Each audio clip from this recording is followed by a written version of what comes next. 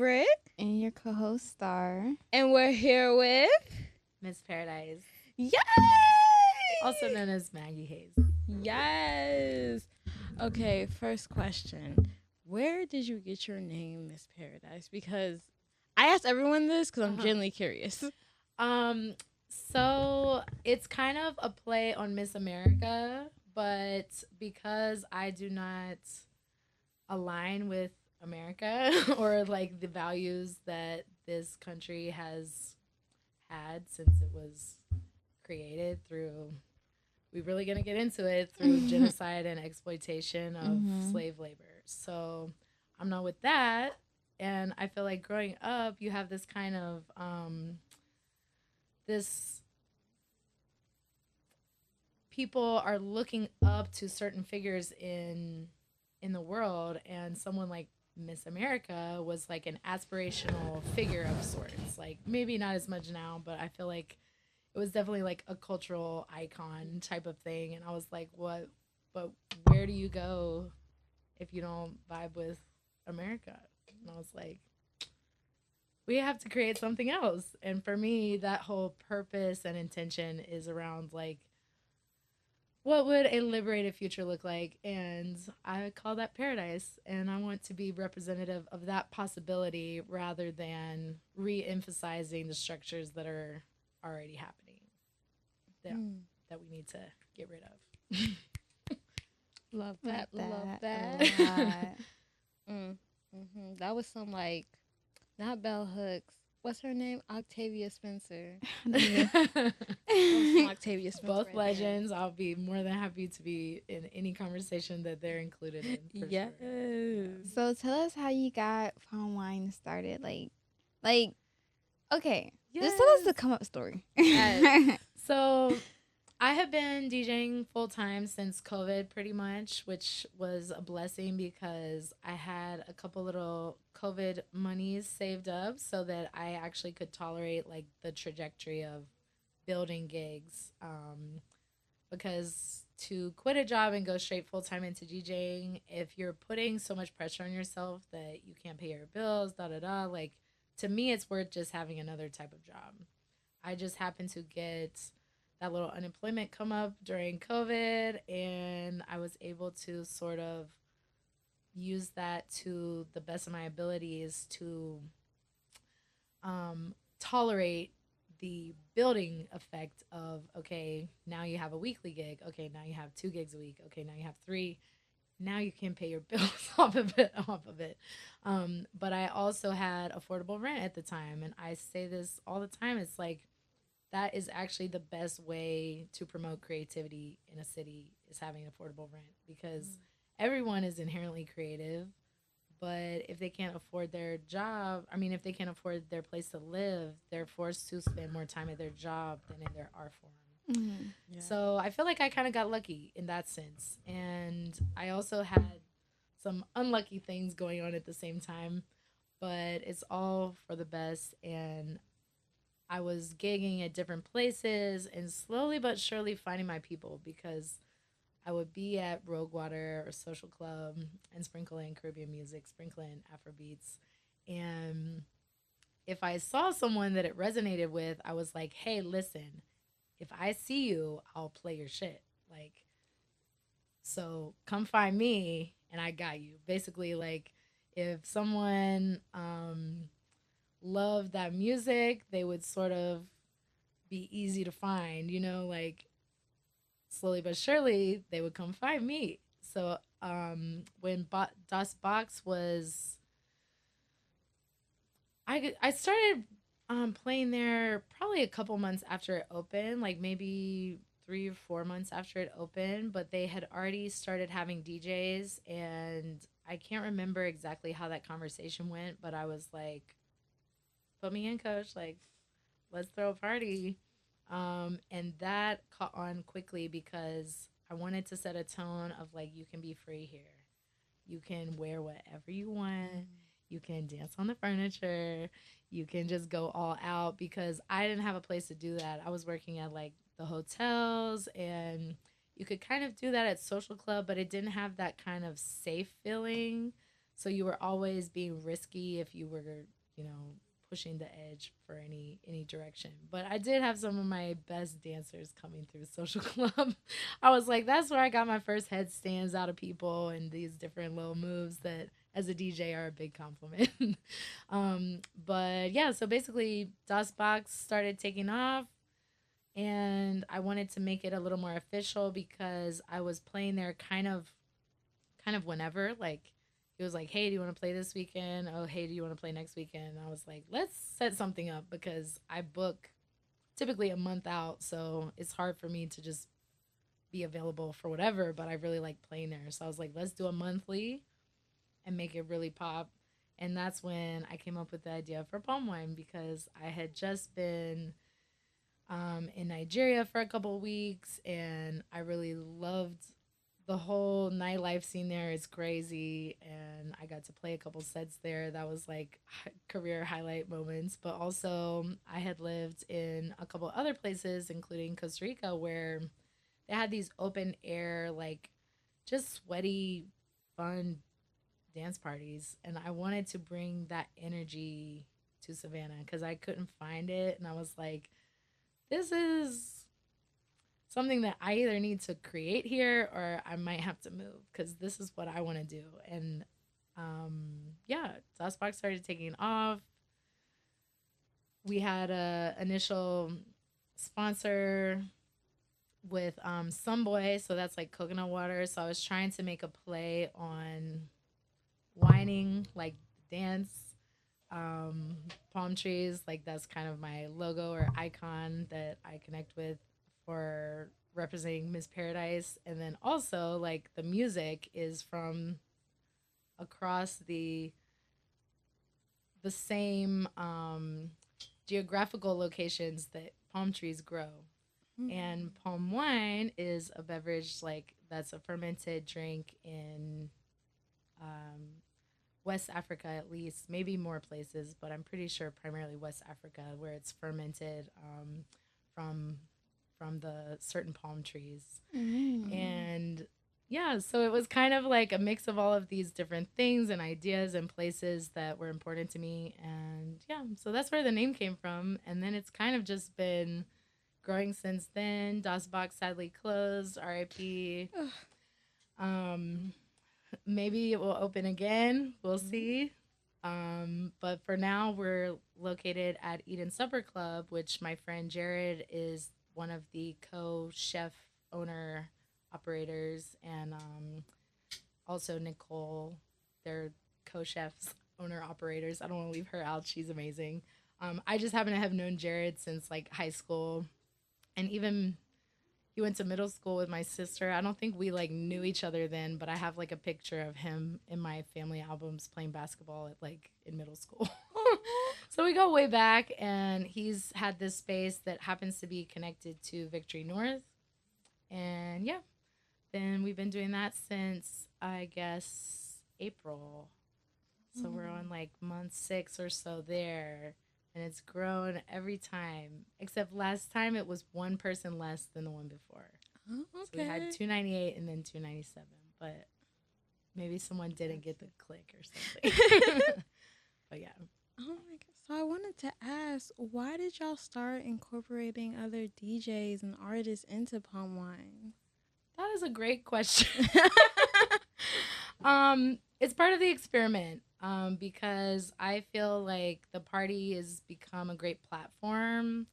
So we also have like some political education material and things that I feel like can be just a chance for people to get exposed to different ideas. I don't want it to be so in your face that people aren't comfortable just coming and having a good time, but also it's there if people are just kind of curious and want to know. Like sometimes people don't know what certain terms mean, and they might have been seeing it online and they're like, oh, here's something that's explaining this term. Like there's a free poster we always have that's kind of like explaining capitalism. Not everyone walks into adulthood knowing these things, and I'm conscious of that because even going to the grocery store, and my checkout person was like, what's this? And I was like, oh, that's a mango. Like, we don't all have the same awareness or understanding. And so meeting people like wherever they're at is important to me because you never know who's open to these ideas if they haven't ever been exposed to them.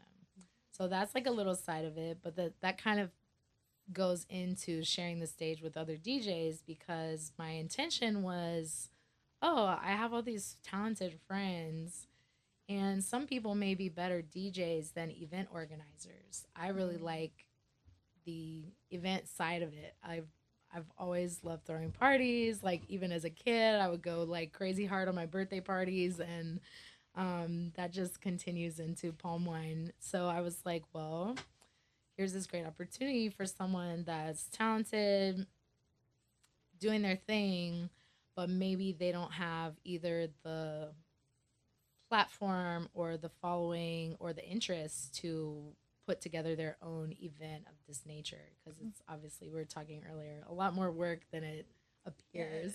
Yes, it is. And yeah, the idea to include like original performances rather than just DJs kind of came from my friend Jimmy having worked with DJ Ash on producing music, and I've known Jimmy for I think 10 years or something.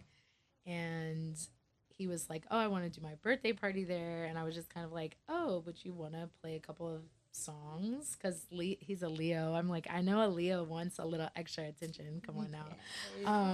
And it was great. It was like so fun.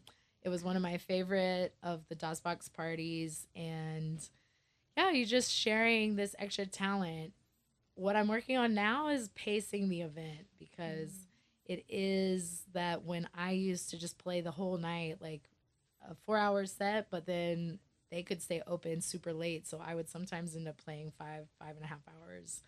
And I can really carry the tone through the night and like take people on this whole journey. And I'm trying to figure out how to do that while I'm working with other people and while I have maybe less time for my individual set. So it's like it's all an experiment, but I really have always enjoyed sharing the platform and yeah, it's not putting people on. These people are a lot of times putting themselves on, but it is an extra chance to like expose my following or friends to what they're doing. Yeah. I just asked the question. I asked the question. I asked that question. I think she asked it. Oh my god, I thought that I asked it. No, you didn't. I think Britt said about having other people on. Oh, Literally, I'm so gone. Okay. I do it. Okay, so like tell us, like, walk us through like putting the events together, navigating through doing it each month, because I'm pretty sure that's a lot. We hosted an event just one time so far, and that was like hectic, Yeah. like a lot. So like, how do you navigate that? Like, how do you manage that? I will say that palm wine has been taking a lot of my energy. Not in a bad way because it also gives me a lot of energy, but it is one of those things that almost the promo cycle for the next month starts as soon as the party ends. So basically, I'm redesigning the flyer to include like the artist for the following month. Um, I'm setting up whatever sort of like special things are happening, coordinating with the sponsors about all the printing, and it can be a lot. I have support though. That's what I've found.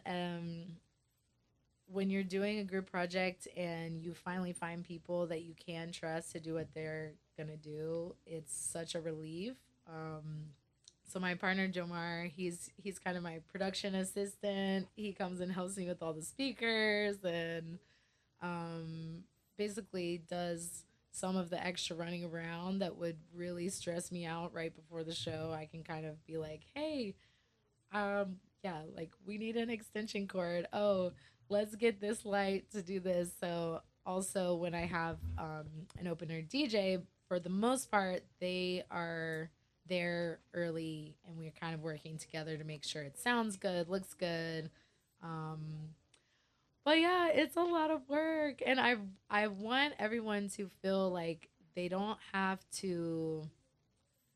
Events don't always have to be like blockbuster things. Like we should all be just as proud of ourselves to do things at the crib, pull up at a space that's like things can always scale up, but I do feel like once you hit a certain point, it's hard to necessarily like scale back. Yeah, how to turn it down. So finding the balance of like what kind of event is actually like sustainable, because I did want this to keep going. So I was like, okay, that means I need help. That means I need to pay for help. That means these different things. So finding ways to pay for everyone to leave with a nice slice that's involved at the end of the night was important for me. And yeah, just finding your team, building your team is, I feel like, the way to create a sustainable way of organizing events. Because if it was really just me, I don't I don't know. I'm gonna I don't know. take this next question as well. Lost my brain. Yeah. So, This took my question. so like, how do you find time for yourself? Like, how do you find time to just recoup and relax and like de-stress? And the importance of that as well. Oh my god. It really is so important, and I'm still finding the balance up to a point, but I have the benefit of being able to focus on DJing. I don't have like that is my day job or my night job or whatever. So my time during the week outside of gigs is split between like making sure that I'm feeling good, making sure that I'm keeping up with myself as best as I can, but that is the hardest thing because I also have been experiencing some like, I'll just be like, sorry, disclaimer, I had cancer treatment a few years ago. Yeah. Cancer survivor. But yes, yay. I'm here to tell the story. But some of those residual like health effects are things that I deal with currently. And it's mostly related to like hormones and having to take hormones because I don't have like functional ovaries. And it's like something that is kind of a almost like a hidden disability. It's it's not a true disability, but it does impair a lot of like just like trying to balance energy levels and these different things when your hormones are dysfunctional is just really hard. And this was kind of a struggle year on the low, even though so many things were going well. I was having to take like a very different approach to how I cared for myself and my body. So I do feel like there's nuance to that I'm still uncovering every day and trying to find like the right prescriptions or the right this or that, the right like daily patterns that will support me. And learning how to say no. Yes. Yeah, and yes. I really wouldn't downplay that because that is a lot in itself. Like, Yeah. because like so many people like already have like their ways of doing things, and like hormones play a part in everything. And so when you're like when it's altered all of a sudden, you're having to re-navigate life. You're having to re-navigate Completely. who you are Yeah. as a person. So big props. Big That's props. very insightful. It is at least the like the personal existential crisis on top of the physical symptoms, on top of like, okay, how do I show up in a way that honors myself but honors like what I'm trying to also do in the world. Right. So yeah, we're trying to get into our yoga classes Yes. and eating right and all of that. And thank you so much for telling us. I really appreciate that. And I was like, I'd never know when to like share that because I don't Yeah. feel like if someone did a deep dive, like Right. I have a lot of that sort of that experience like cataloged on my Instagram. But once you hit a certain point, it's like you're kind of just on your own. Like, Yeah. your team for treatment is no longer part of your daily experience, and then you're just kind of like, okay, good luck out there. Yeah. You don't have cancer anymore, so hope everything goes well from here on out. And I'm trying to find maybe some more like actual medical support, but one of the best ways is just like allowing myself spaciousness to be a new person. Yeah, and I also feel like, you know, somebody somewhere out there needs to hear this. Yeah. And they need that inspiration. Even if it's not the same situation, Yes. we all go through things that It's are like true. crazy Yes. life altering situations, It's and we very need true. sometimes we just need to hear or see that person Yes. that has been through something similar or like just as extreme. Yeah. And I love that you said hidden disability, because I feel like I have one too. Like, I was born minus cerebral palsy. And it's very much like a hidden thing. Like, no one Yeah. ever sees it until you go, yeah, I have this. Yes, exactly. And it's like, no one realizes it's a struggle. Like, Yeah. it makes Right. life. You've seen that example where it's like, oh, to be a person that's different, you're running behind someone else. Mhm. It feels like that. It feels like, okay, for you, it's easy to do this. For me, it takes a little oomph. And I feel like that's part of building community is kind of playing to our strengths, but also supporting our struggles. Yes. And because we might not share the identical struggle, but no one is out here like with a perfect life that doesn't have any challenges. So extending that compassion is so important. Yeah. And I do think that I've felt probably some sort of internalized misogyny against like having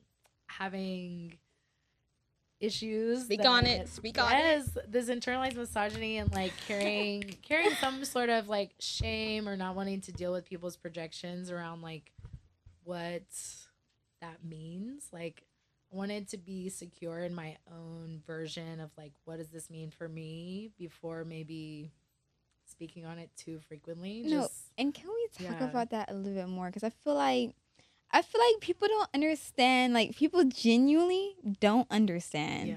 that. Like, the reason why a lot of women internalize things is because of like how society is, and people are like, "Oh, but women are equal now. Like, they're not like how it was back then." Like, okay, but like it's still like heavy. Like, we're taught from childhood to like, oh, just cater to men, or men can't do no wrong. Like, the boys in your family, they can do no wrong, but you have to make sure that you're picture perfect all the time, and you carry that baggage. And then you come into adulthood and you meet other guys, other contenders, if you will, and they also don't know what the hell to do, and they look to you for guidance. And when you are picture perfect, you're fine, but you slip, if you crack one time, then you're just god awful. And like, so it's a lot that goes into like that internalized misogyny, because we're practiced this from a child. And I feel like no, like no. And I work with men, and like they talk about a lot of misogynistic stuff all the time, and I have to understand their point of view, and then I have to be the voice of reason. I don't know if I do it correctly all the time, but like I know what it's like to like live as a woman. Yes. And it's hard. It's like so hard to describe to someone, because to someone else it's like, oh, but all you gotta do is just be a woman and stuff is just getting handed to you, and it's like, it's not that simple. I hate when they say that, like being a woman. They're like, being a man is so hard. I'd be like, I feel like being a human is hard. Being a human is hard. Ultimately, I've been saying that. I've been saying like hard. being a human is hard. I want to be a seahorse. I want to be a cat. Ooh, I feel like I would have been an awesome whale. Oh, I love swimming. And I love whales. I went swimming like with a whale shark. Like we're in Mexico, my siblings and I, and we went swimming with the whale sharks. And I was like, if I could eat krill, like I would just. I'd probably be like a seahorse. I'm good. I'd probably be like a sea turtle. Yes, I'm so excited They're for my always 30s. I feel like everyone at like around their 30s is like, I just feel like the money is getting better. And the vacationing is happening. Like, I've heard the hormones start hormoning, things start happening, and I'm like, I can't wait, because the 20s They're hard. It's hard out here. It is hard, but I don't know. Because when I turn 30, those are like the years I'm like, okay, I'm having kids. I'm going to be like, yeah. 20s is like, YOLO. Oh my God. I love that y'all said that because I feel like my 20s, I spent a lot of my 20s, like, one, definitely, like, I got to so much concerts and festivals and, like, really exposing myself to a lot of the world as best I could, as best my dollars could take me. But I also spent a lot of that time doing healing work. And I feel like that's showing up with fruit in my life now. Like all of that tending to my healing in my 20s is now showing up as like the fruits of being able to be in a career that I like, having a partner that's aligned with me after having to go through whatever different not aligned things were presented with dating and all of that. Okay, well, Yeah. I Wait, love... hold up. Before you even talk, I got a question. Yeah. Okay. Go ahead. Can you tell us or just give us a summary of like what is the healing journey? What like because you hear on social media like there's Yeah. all different variations, but what was it for you? There really are so many variations, so I don't want to make it seem like there's one right way. For me, I did my first yoga teacher training in 2010 at age 21. And that in itself was a pretty deep dive into just how our emotions show up in the body, like how we can be grounding ourselves psychologically, even when things are going on outside of us that are very difficult. And I had been practicing yoga more as support for swimming. So I used to swim competitively, and yoga then transformed into like a healing path instead of just cross training. And then I got into breath work, which was also like a really powerful practice for me. But I have read so many self help books, like workbooks, audiobooks, astrology workshops, like money making workshops, like heal your scarcity workshops, like Girl, which sign broke your heart? Which one was it? Who Yeah. I oh beat my up? gosh. I want to know. I don't even know. Who was it? I don't think I was like heartbroken. I feel like I have a little I feel like you've I gotta throw a matured to the little point. miniature shade on like Pisces men. Okay. That's all. I knew that. I'm like, there are some really evolved Tell me Pisces that. men, and I can think of a couple right now that are just like beautifully creative men, but the wishy washiness, I was Mhm. like, Tell me that. Speak on it. Yeah. Speak on it. I also maybe gotta go with Cancer men a little bit. Speak on it. I've never been with a Cancer. I've It's never, just- I've never been with a Cancer ever. I have a lot of water in my chart, and I feel like I'm attracted to sensitive men. I have a air, a fire, and a water, Nice. and that's It's a good balance. Yeah, it's a good balance. But yeah, I feel like I'm attracted to sensitive men, but also I feel like the downside of sensitive men is often that they don't always have the best boundaries. No. And they might not be assertive when they need to be or like direct, even like directness. Yeah. No, I can't. But do the a ones I'm sensitive thinking man. of in this general category, they were just super wishy washy, non committal. Tell me this and about that, it. this and that. But I wouldn't throw, because I feel like, for example, Gemini gets a lot of hate, but I get along great with Gemini. I get along great with Gemini. It's very With Gemini. personal. It's very personal. I feel like me and Geminis kind of think alike. Well, I'm an Aquarius anyways. Exactly. Hey. So like me and Geminis think alike. It's just like me and Geminis are too alike to the point where it's like, bro, You we can't have someone bros. too alike. We're bros. We're bros at That's this funny. point. Just me dating a fellow Leo. I just feel like we family. We Yeah. family. I can't be with I you. would never date a Leo again in my life. Okay, hold up. Damn. Sorry. I never date a Leo man again in my Okay, life. that's better. Yeah. That's better. Yeah. But what I was gonna say was Yeah. that like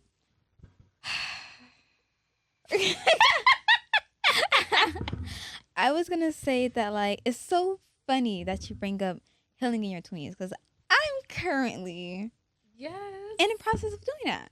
Oh, Where God. currently? What do you? Oh, I'm in like stage 6. Like I can say where. Like me and you are both in the process. Oh, where? Thank I just said where. No. I was like, oh yeah, I'm like stage No, 6. I didn't ask for Where are you in the healing journey? Yeah, No, nice. yeah, Level everybody's 10. journey is different, and I've honestly, okay, so the journey is crazy because it's like ever since I was like 15, I've been wanting to dive into spirituality. I've been wanting to Yes. learn how to like about myself, about my emotions. I've been wanting to be grounded as possible. However, you get lost in the sauce sometimes. You get into a relationship, you start committing to that relationship, you forget what your path in life was, right? Yeah. And so that's what happened to me. And so when I entered college, like I was back to square one. I was back to like clean slate, don't know what I'm doing at all. Mhm. And so I'm 20 now, and like it's like I was in like a predicament to where it was like, whoa, I just feel like I'm just lost. Like I'm just a lost soul. Uh-huh. And so now it's like I'm very much at peace. And it's crazy because rediscovering yourself, because a lot of people don't tell you that you have to rediscover yourself. Mhm. You have to like figure out who you are. Mhm. Because like I feel like when you're a teenager, it's like you think you know who you are, Yeah. but you don't know who you are. You don't know who you're becoming. It's Well, like that keeps happening for better or worse. yeah, and like you're forever evolving. People are like, oh, by Yeah. this age you should know. Oh, by this age you should know. Like no. By every milestone, like there's always going to be a milestone, and you continuously evolve. Like you're always your core self, but you continuously are evolving, maturing, learning. Because I thought I knew everything. I thought I knew everything, and I didn't know everything, and it really just shaped the type of woman that I strive to be. Mhm. Because there's always something I'm striving to be. I'm never just like oh, this is just who I am and I'm just gonna continue to be like this. And I'm always striving to be better, to achieve. And literally throughout like this whole process, and it's only happened this year. Like I'm only 20.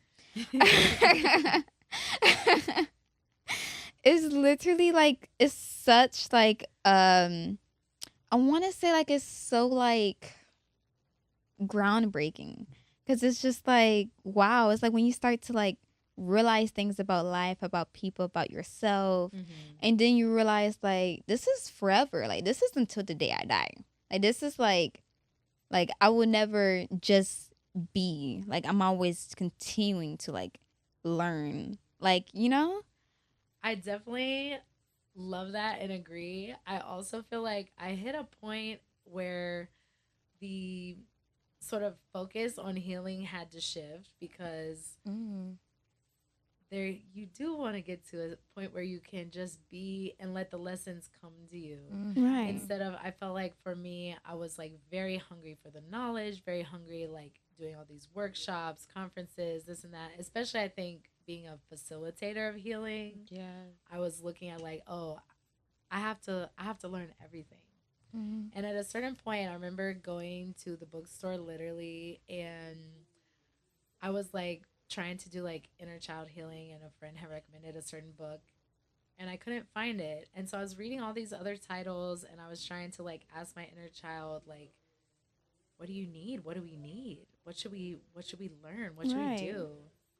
And she was basically like, can I just live? Right. Can Can I Like, just play? can I just Exactly. play? I just experience life as it is? Because I think a lot of us that were raised with like that achievement focus, that almost is its own little wound. Like, because Yeah. as children, I'm not sure what age it might have been for y'all, but I feel like getting into competitive sports early, Yes. there's so much focus on like do better, better. Mhm. That I really didn't know how to just accept where I was. Yeah. That was such a foreign concept. And it seemed like even like bad. Like, if I accept this, that means I'm settling or Right. whatever. Like meet yourself where you're at. At some level, I had to learn how to do that because I was Yes. like, oh, if I can accept Especially, I feel like that was very healing around money because if I was always dissatisfied with everything and always feeling like I didn't have enough, I wasn't in a space to attract what would be abundance. So I was like, well, I have to reframe this and actually look at where I already am cultivating abundance or where I Right. already am sort of doing the thing and give so much grace. You have to give grace to Yeah. yourself. Yes, You so really much do. grace. Because no one's gonna give grace to us. No. Unfortunately, we're women. We don't get Mm-mm. grace. We don't have the luxury to be given grace. We can give it to each other. We can give it though. to Yes, each other. I We gotta think build a sisterhood community. would be a huge step forward because in the same sense with internalized misogyny, that judgment gets projected out onto other women a lot of times, and it's a Speak on tragedy. it. Like some of these comment sections where you think you're gonna find like an ally like standing up for somebody and they're tearing somebody down just as much Right. as the next one. It's like It's It's like, patriarchy. yeah. So I feel like the more enoughness, the more like wholeness that we can embody and feel in ourselves, like we're not gonna be that way to other women. Like we're not gonna be that person that cuts someone down when they're struggling. We can be The thing that lifts them Hey. up. The thing that Yeah. says, "Hey, I got you. I understand. Yes. This is normal. You're Yeah. not crazy." And that's what I love about palm wine because it's just, there's a, I don't know how, but in the energy, there's an overall acceptance that's like everyone's body is beautiful. There's no like, you got to be like this. Like, no, it's like, you can come as you are. And y'all have people like on the speaker Yes. dancing. And it's just like, I feel like that's where my inner child shines. Like the last palm wine, I was just like, it was like a slow like relationship like part. And I just didn't care Yes. that I was by myself. And I was just like, you know what? I'm going to dance with myself. And literally it was just so freeing. It was just like, oh my God, this is where I just want to be in the present moment. I just want to live. And I really want to say thank you. Thank you for that so much. Don't worry, you'll get there. Yeah, March 2026. Yeah, she gonna get there, March. March March, we're 2026. turning She gonna get all there. for our girl in March. But yes, I feel like in a way I don't want to take credit for it because people are sharing this energy, but it was super intentional. Like even from the very beginning at Das Box, I was like, I hired my friend John and he was like in a leopard speedo. Yes. And I'm in like a crystal outfit and you know, Keyshawn's twerking in the window with his pants unbuttoned. And it's like there was a level of intention around that of just being like, hey, this is for everybody. If you're not with this, there's so many places that are already for you in Savannah, but this is for us. Like this is for people to be exactly who they are unapologetically. And then I also feel like Daniel's vision with the photography was really part of that sense of like everyone is a star. That's exactly how I felt. Yes, everyone is a fucking star. I love that. And it isn't based on like body type or like, yes, it does get to be a little fashion show in there sometimes, but like you can also be in your sweatpants and throwing it back and we will be hyping you up just the same. So it's not just me, but I did have the vision for that to be how it felt. And we've been able to attract people and keep that vibe as best as possible with other people that aren't judging, that aren't being like exclusionary. And yeah, a whole room of hype girls and stars like at the same time. I'm loving this community effort. I'm loving it. Yes. It really is. It's such a group project, and like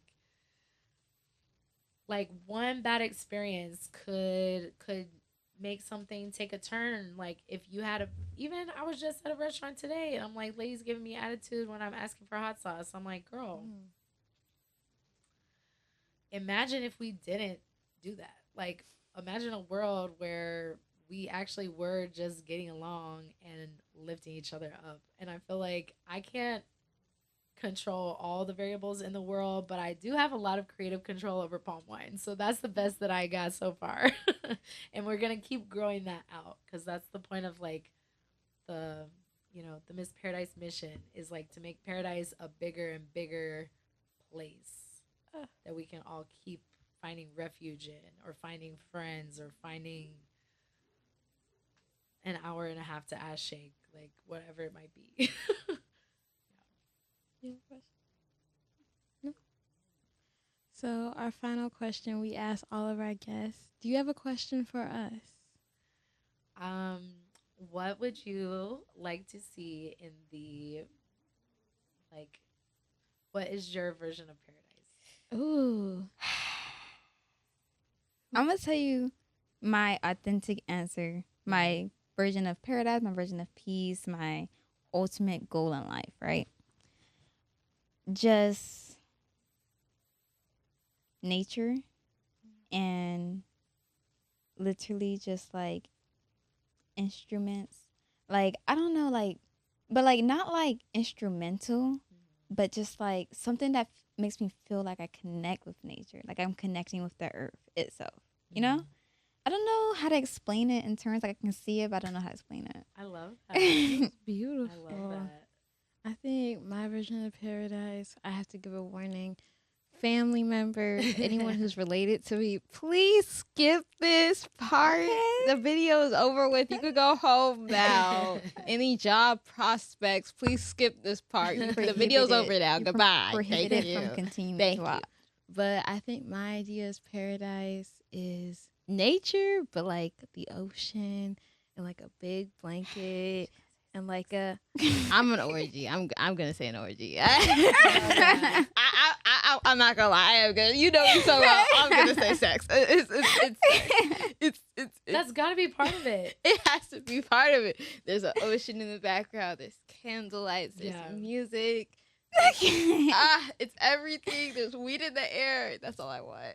If people Weed are, in the air. That's what I want to. I feel like, honestly, like that is my goal as a DJ, is like I'm just doing the assist. Yes. Y'all take this energy wherever you need to take it. Yes, and I love that so much. Yeah, I'm like, this is just the foreplay. I'll go do whatever after. Right. I love it so much. I'm pretty sure like a couple was hitting on me the last one. I was like having a ball. I was like, this is the best thing ever. I love it. That's very exciting. Yeah. Okay. There should be space for, I think, all of our desires. Like, to me, that's like what heaven. Yes. Like, I remember hearing like the biblical concept of heaven. I'm like, but everybody likes different things. Right. So how can it be just? It can't just be one. It can't thing. just be one thing. So, I'm agnostic, so I have many different theories in mind, and not even theories. I just have the idea that like anything is possible. That it's endless, like endless limits. So what it could and couldn't be, like. Yeah. So I feel like embracing our desires as fully as possible, like, is actually a liberatory path forward, because so much is meant to cloud what we really want, how we really feel, and to push us all going towards one thing, which often is like money and fame. Yes. And then look around how many people that are rich and famous that aren't happy, or like they're dying of suicide, dying of overdoses. Like, it isn't all that it seems. And when we actually can be in touch with what we want, there's more for everybody, because we're not all going after the same thing. Right. Some people are really content to be a beautiful mother and like Exactly. And focus on their children. And I really like lately, because like I've always had this idea, like people I used to be a really judgmental person in the past, and I used to like be like, I don't understand how they're just okay with this, like, right? But like if you really just take a step back and just like separate yourself and like your goals from everything, and just look at life, just look at people, just like put yourself in like people's shoes, and like life is so beautiful in every person's point of view. Every person's point of view is so different. Every person's point of view is so like unique, and it's just like wow. Like you just have to be like, just down, like down. I love that. Well, thank you so much for joining us. Yeah, thank you for having me. Oh my, this was an amazing conversation. It was so beautiful and informative, and I really hope our audience enjoys it. And like I end every episode, I appreciate you. I see you, and you are loved.